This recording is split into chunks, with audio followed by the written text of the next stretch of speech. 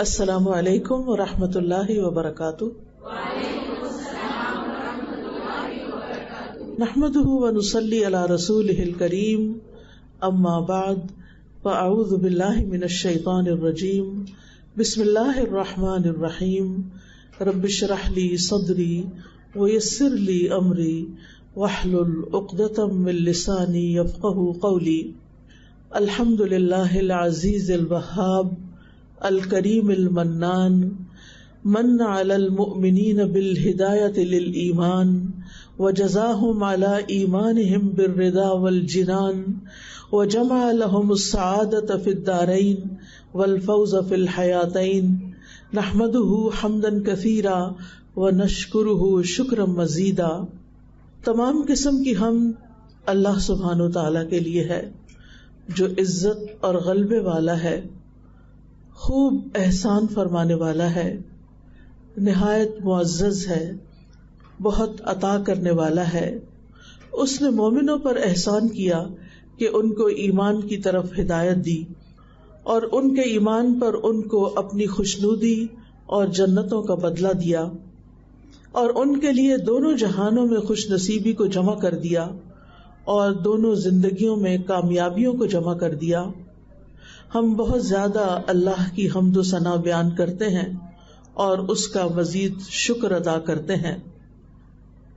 قرآن مجید میں ہم دیکھتے ہیں کہ اللہ سبحانہ تعالی عمومی طور پر یا ایھا الذین آمنوا کہہ کے مردوں اور عورتوں سب کو خطاب کرتے ہیں، لیکن سورۃ الاحزاب میں خصوصی طور پر مردوں کے ساتھ ساتھ عورتوں کا ذکر بھی الگ طور پر کیا گیا ہے۔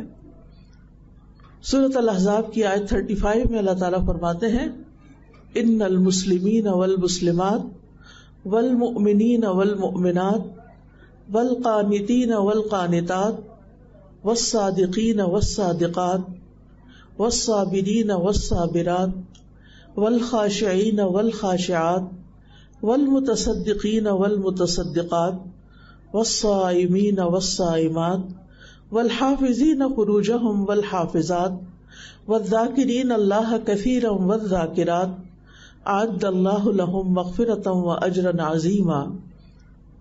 یقیناً مسلمان مرد اور مسلمان عورتیں، مومن مرد اور مومن عورتیں، فرما بردار مرد اور فرما بردار عورتیں، سچ بولنے والے مرد اور سچ بولنے والی عورتیں، صبر کرنے والے مرد اور صبر کرنے والی عورتیں، خشوع کرنے والے مرد اور خشوع کرنے والی عورتیں، صدقہ دینے والے مرد اور صدقہ دینے والی عورتیں، روزہ رکھنے والے مرد اور روزہ رکھنے والی عورتیں، اپنی شرمگاہوں کی حفاظت کرنے والے مرد اور اپنی شرمگاہوں کی حفاظت کرنے والی عورتیں، اور اللہ کو کثرت سے یاد کرنے والے مرد اور کثرت سے یاد کرنے والی عورتیں، ان سب کے لیے اللہ نے بخشش اور بہت بڑا اجر تیار کر رکھا ہے۔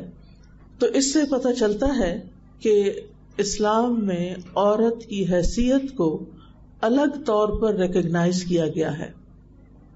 وہ مرد کا حصہ نہیں ہے، وہ ایک الگ شناخت رکھتی ہے، اس کے اپنے اعمال ہیں، اس کی اپنی صفات ہیں، وہ اپنے اعمال کی خود ذمہ دار ہے، وہ ایک ذمہ دار ہستی ہے، وہ انسانیت کا آدھا حصہ ہے۔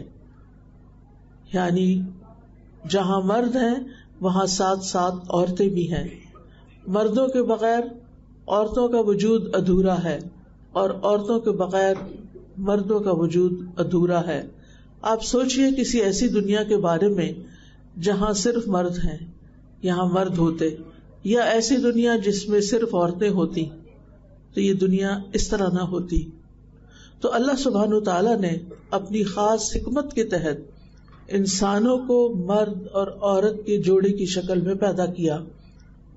قرآن مجید میں آتا ہے، انا خلقناکم من ذکر و انثی، کہ ہم نے تمہیں ایک مرد اور ایک عورت سے پیدا کیا۔ تو انسانیت کی تخلیق میں، انسانیت کی تکمیل میں ان دونوں کا کردار ہے، اور دونوں ہی اپنا اپنا رول پلے کرتے ہیں۔ اور جب سے دنیا بنی ہے آغاز سے ہی، بلکہ دنیا میں آنے سے پہلے ہی آدم علیہ السلام کے ساتھ حوا علیہ السلام کو ان کی کمپنی کے لیے پیدا کیا گیا. دنیا میں نہ صرف یہ کہ مرد اور عورت ایک جوڑے کی شکل میں ہیں، بلکہ دنیا میں ہر چیز ایک جوڑے کی شکل میں ہے. صرف اللہ رب العزت کی ذات وحدہ لا شریک لہ کی ذات ہی ایک اکیلی ذات ہے. قل هو اللہ احد اللہ الصمد لم یلد ولم یولد ولم یکن لہ کفوا احد. اس کا کوئی ہمسر نہیں، اس کے کوئی برابر نہیں، اس کا کوئی ساتھ نہیں. وہ تنہا ہے، اکیلا ہے، وہ نہ ہی ہے اور نہ شی ہے، وہ اپنی ذات میں منفرد ہے. کیونکہ عام طور پر لوگ ان بحثوں میں پڑ جاتے ہیں کہ وہ مذکر ہے یا مؤنث ہے. تو اللہ سبحانہ تعالی انسانوں کی ان ساری خصوصیات سے ابو ہے. ہم دیکھتے ہیں کہ ہمارے دین میں اعمال کے اجر کے اعتبار سے عورتیں مردوں کے برابر ہیں. سورۃ آل عمران میں آتا ہے فاستجاب لهم ربهم انی لا اضیع عمل عامل منکم من ذکر او انثی بعضکم من بعض. سو ان کے پروردگار نے ان کی دعا قبول کرتے ہوئے فرمایا میں کسی عمل کرنے والے کے عمل کو خواہ مرد ہو یا عورت ہو ضائع نہیں کروں گا، کیونکہ تم دونوں ایک دوسرے کا حصہ ہو. یعنی دونوں مل کر ایک دوسرے کو کمپلیمنٹ کرتے ہو، ایک دوسرے کی تکمیل کرتے ہو. کیونکہ مرد کے بغیر عورت اور عورت کے بغیر مرد ادھورا ہے. لہذا یہ دونوں مل کر انسانیت کی تخلیق کرتے ہیں اور دنیا میں بھی بہت سارے کام کرتے ہیں. کیونکہ کوئی بھی کام عام طور پر بھی دیکھا جائے تو کوئی ایک فرد تنہا نہیں کر سکتا. اسی طرح ایک خاندان کی تعمیر کے لیے، ایک خاندان کی تکمیل کے لیے اور دیگر بہت سے کاموں کے لیے ایک دوسرے سے تعاون کی ضرورت ہوتی ہے. قرآن مجید میں اللہ تعالیٰ فرماتے ہیں والمؤمنون والمؤمنات، مومن مرد اور مومن عورتیں بعضهم اولیاء بعض، ان میں سے بعض یعنی وہ ایک دوسرے کے اولیاء یعنی مددگار ہیں، ایک دوسرے کے ساتھی ہیں. یأمرون بالمعروف وینہون عن المنکر، وہ نیکی کا حکم دیتے ہیں اور برائیوں سے روکتے ہیں. یعنی مومن اپنی ذات کے اعتبار سے، جیسے عمومی طور پر مومنوں کے بارے میں جیسے فرمایا گیا انما المؤمنون اخوہ، کہ مومن آپس میں بھائی بھائی ہیں، اور پھر مومنوں میں کچھ مرد ہیں اور کچھ عورتیں ہیں تو وہ بھی ایک دوسرے سے نیکی کے کاموں میں تعاون کرنے والے ہیں.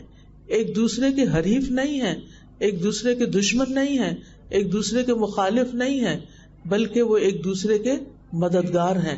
تو اسلام جہاں عمومی طور پر معاشرے کے اندر ایک ہارمنی پیدا کرتا ہے، آپس میں اتفاق، اتحاد اور محبت سے رہنے کا درس دیتا ہے، وہاں اسی طرح مرد اور عورت کے بیچ میں بھی اتفاق اور اتحاد کی فضا قائم کرتا ہے، نہ کہ دشمنی کی اور ایک دوسرے کے مقابلے کی اور ایک دوسرے کو لیٹ ڈاؤن کرنے کی.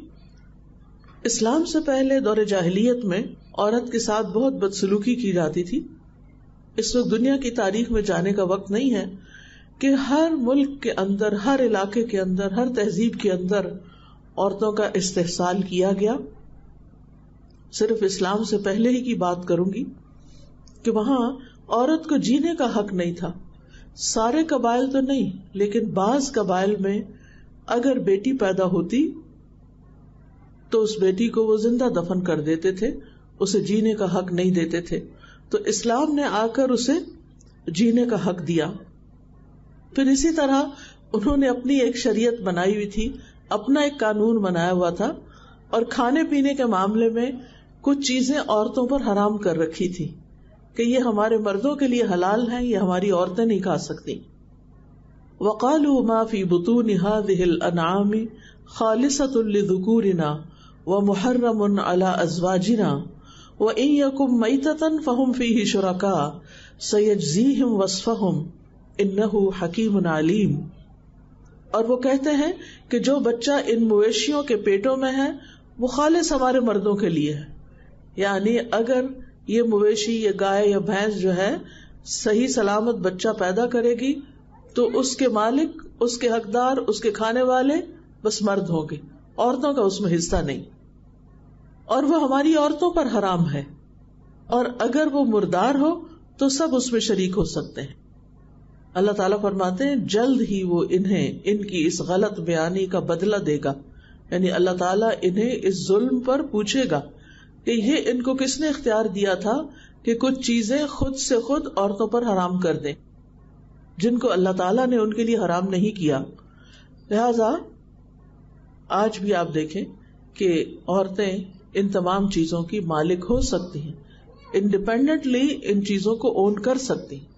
یعنی اگر کوئی عورت ڈیری فارم کا بزنس کرنا چاہتی ہے اور وہ ایک بڑے پیمانے پر جانوروں کو خرید کر ان کی مالک بننا چاہتی ہے تو اسے کوئی اسے روک نہیں سکتا، اسلام اسے اس سے نہیں روکتا۔ اسی طرح اگر کوئی عورت گوشت کھانا چاہتی ہے ان جانوروں کا تو اسلام میں عورت کے لیے کوئی حرام نہیں ہے، لیکن دور جاہلیت میں اس طرح کی چیزیں عورتوں کے لیے ممنوع کر دی گئی تھی۔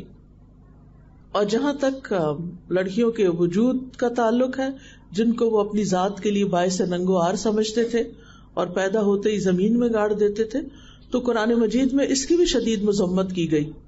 اللہ تعالیٰ فرماتے ہیں وَإِذَا الْمَوْءُودَةُ سُئِلَتْ بِأَيِّ ذَنبٍ قُتِلَتْ، اور زندہ درگور لڑکی سے پوچھا جائے گا کہ وہ کس جرم میں ماری گئی، اسے کیوں مارا گیا۔ اسی طرح نہ صرف یہ کہ مویشی جانور بلکہ دیگر چیزوں کے بارے میں بھی زمانے جاہلیت میں عورت کو کسی چیز کا مالک بننے کا حق نہیں تھا، یعنی وہ کوئی پراپرٹی اپنے نام پر نہیں کر سکتی تھی، کوئی بزنس اپنے نام پہ نہیں کر سکتی تھی، کوئی چیز اپنے نام پہ نہیں خرید سکتی تھی، وراثت میں عورت کو حصہ نہیں ملتا تھا، صرف مرد ہی وارث بنا کرتے تھے، وراثت کا جتنا بھی مال ہوتا تھا وہ مردوں میں تقسیم ہوتا تھا، عورت کے حصے میں نہیں آتا تھا۔ تو اللہ سبحانہ وتعالیٰ نے اس ناانصافی کو ختم کیا اور عورت کو ملکیت کا پورا پورا حق دیا کہ وہ اپنے نام پر اپنی مرضی سے جو بھی وہ خریدنا چاہتی ہے یا اس کے پاس جو بھی مال ہے وہ اس سے خود تجارت کر سکتی ہے، اس کو اپنے پاس رکھ سکتی ہے، اپنی مرضی سے خرچ کر سکتی ہے۔ اور اس میں ہم دیکھتے ہیں کہ جیسے حضرت خدیجہ رضی اللہ تعالی عنہا ہیں تو دور جاہلیت میں وہ تجارت کیا کرتی تھی اور بہت بڑے بزنس کی مالک تھی، تو دور اسلام میں انہیں اس سے منع نہیں کیا گیا۔